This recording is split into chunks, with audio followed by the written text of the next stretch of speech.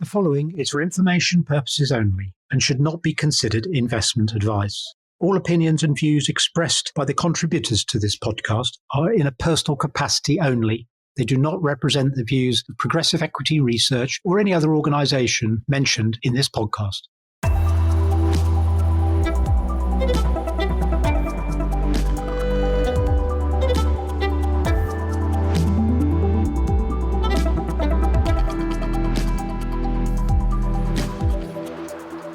So it is Thursday, the 25th of July. It's great to be back, and I've got my colleague Jeremy McEwen as normal. We've also this week got Ian Robertson joining us to talk a little bit about tech. So welcome to you both.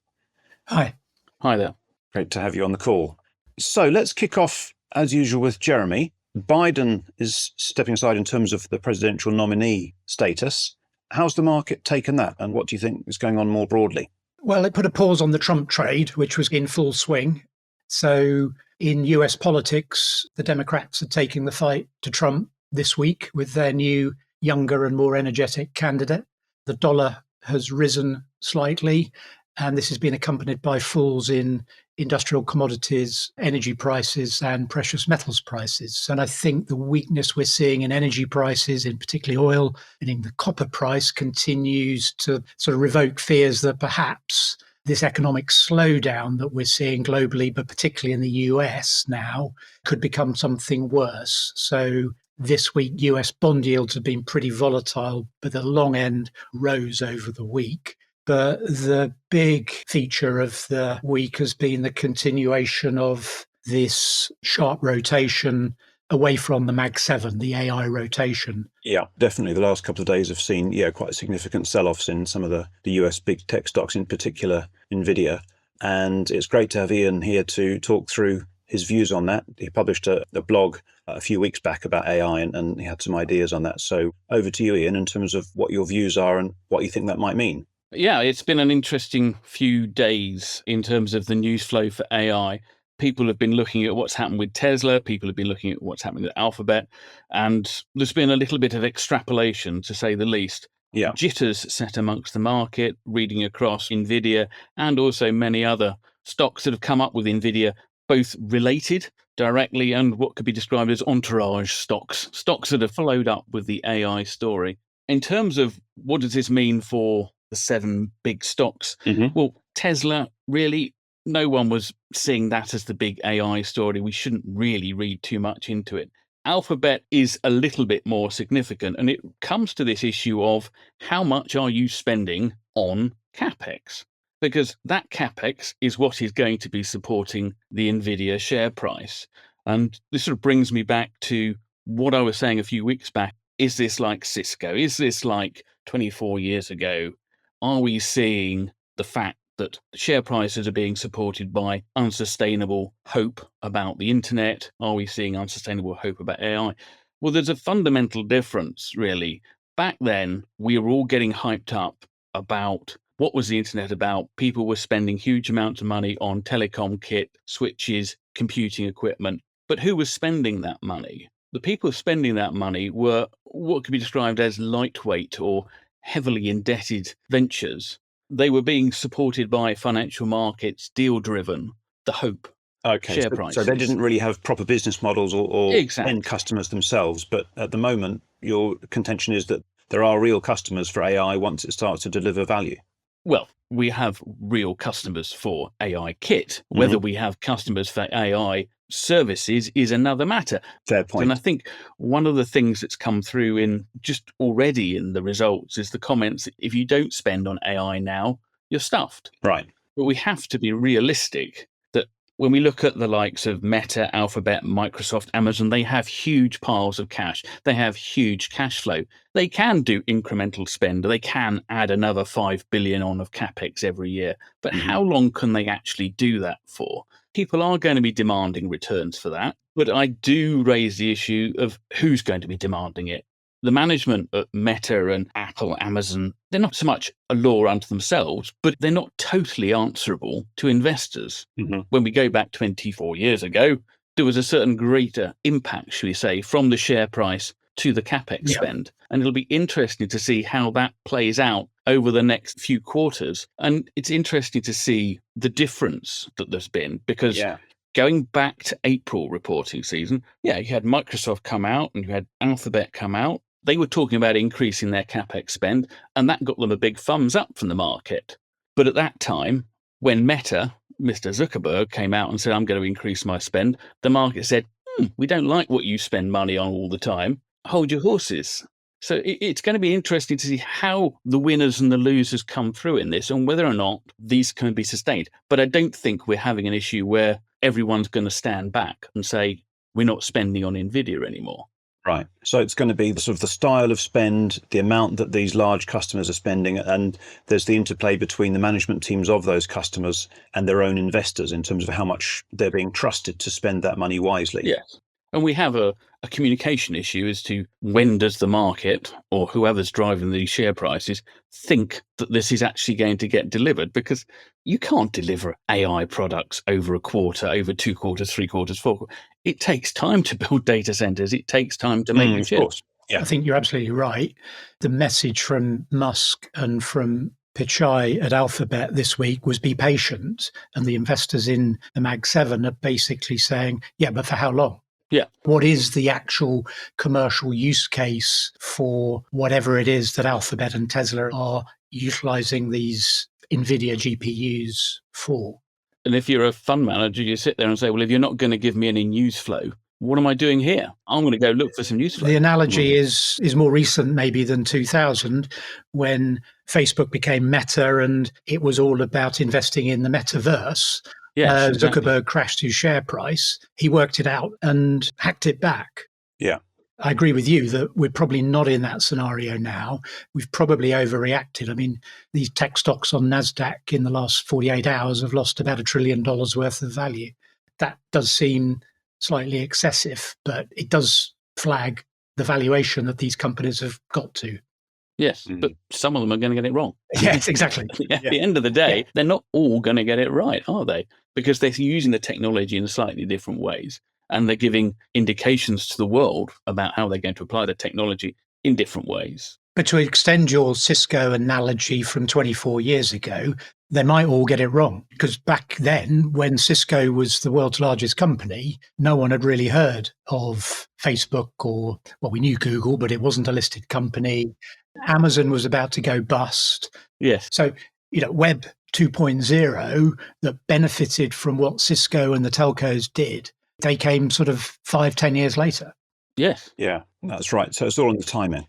And even when we look at it as a long-term story, we have in tech this story about the technology, then you have the platform, and then you actually have the application. At the moment, we have the technology and we're sort of talking about the platform.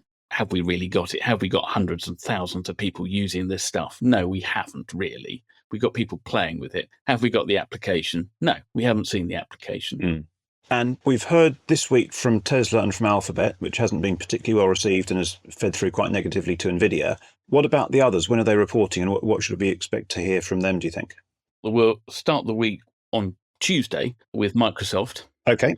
And then follow that up on Wednesday with Meta. Thursday is Amazon, and Thursday is also Apple. Don't worry too much about NVIDIA. End of August is when their Q2 results are. But Tuesday is going to make the start of an interesting week. So plenty of time for the market to either continue panicking or reassure itself and get everything back on track, even before NVIDIA say anything themselves. So interesting dynamics. Well, Ian, thank you very much indeed for coming and chatting us through that. So, Jeremy, more broadly in terms of macro news. Yeah, well, I think this rotation trade, as far as it's gone in from the S&P 493 and the Russell 2000 away from the Magnificent Seven, it seems to be morphing more into a sort of general asset volatility and nervousness around more asset classes than maybe earlier in the week.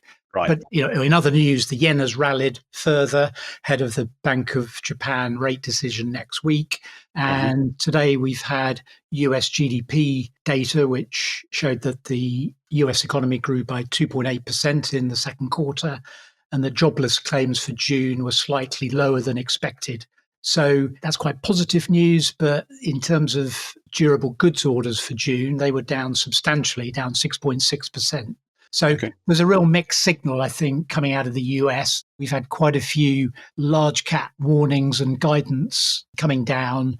We had Unilever and Nestle both revised sale estimates, and we've had warnings from bellwether stocks like UPS and several of the automotive companies in the last 24 hours. So I think, broadly speaking, the US economy is looking weaker. Coming on to the UK, I think the news is broadly okay and showing more signs of resilience, particularly in the context of probably what is going to be a weakening, more broader European economy. And we'll get more data on that next week. We've had things like the UK PMI data, which was pretty good this week, solidly above the 50 level. And we had the Item Club saying that they're expecting now the UK economy to grow by 1.1% in 2024. So there's a consistent theme of upward revisions to these organisations who follow and model the UK economy and its GDP growth. So US a little bit more scary than we'd thought for maybe obvious reasons, but the UK still doing not too badly. Okay, yeah. Oh, that's great.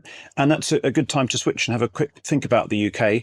In terms of UK company-specific news, in terms of progressive clients in particular, we've had a couple of quite positive announcements this week. We had Beeks, which is a provider of cloud computing resources into organisations who trade on the world's financial markets. We had a trading update from them on Monday describing their full year to June just finished. And that year was very much in line with expectations and showing some pretty good growth. And then just this morning, we had an announcement from STV Group, which is obviously a TV broadcaster, but also a producer of programs and increasingly a provider of a successful streaming platform. So it's quite a broad-based business now. And the announcement they had this morning was that they've won a string of new commissions in their STV Studios division, which has been going from strength to strength in recent years. So some very, very good commissions being won by STV this morning. And they've got results being published, I think, in early September. So a nice positive bit of news from them. So then let's have a think about next week. Well, first of all, tomorrow we're going to get more data from the US, and we're getting the Fed's favourite inflation print tomorrow, the core PCE inflation data, which is expected to show unchanged month-on-month increase of 0.1%. But next week proper, we're going to get various GDP growth figures for the Eurozone and its constituent countries. So France and Germany, for example. But overall, the Eurozone as a whole is expected to see quarter-on-quarter growth decline from 0.3% to 0.2%. So I think in the context of what we've seen in the UK, I think is quite significant. In the US, it's jobs data week, which is always fun. So we get numbers on Tuesday. Expect a figure of around 8 million vacancies, which is slightly lower than last month, but probably on a generally upward sloping trend. A bit off-piste, but I think could be quite critical. As I mentioned earlier, we're going to get Japan's rate decision next week. Currently, their policy rate is 0.1%.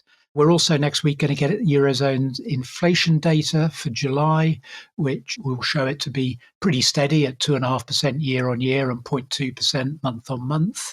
Wednesday, we get the Fed rate decision, which I think everybody is not expecting any change at 5.5%.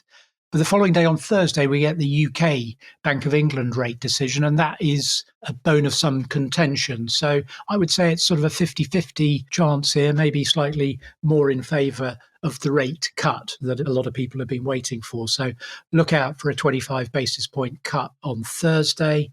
And then rounding off the week, we've got US PMI data for July, which I think could be quite critical in the context of the slowing US economy. And we get the ever volatile and hard to predict US non-farm payrolls on Friday. The trend is down. It was just over 200,000 jobs last month that were created. The expectation for this month is somewhere around 190,000. So, wow, there's a lot of data coming through next week. Guys, thank you both very much indeed for your contributions. Great to have you both here. Okay. And Jeremy, we'll catch up next week. See you next week. Thanks very much. Brought to you by Progressive Equity.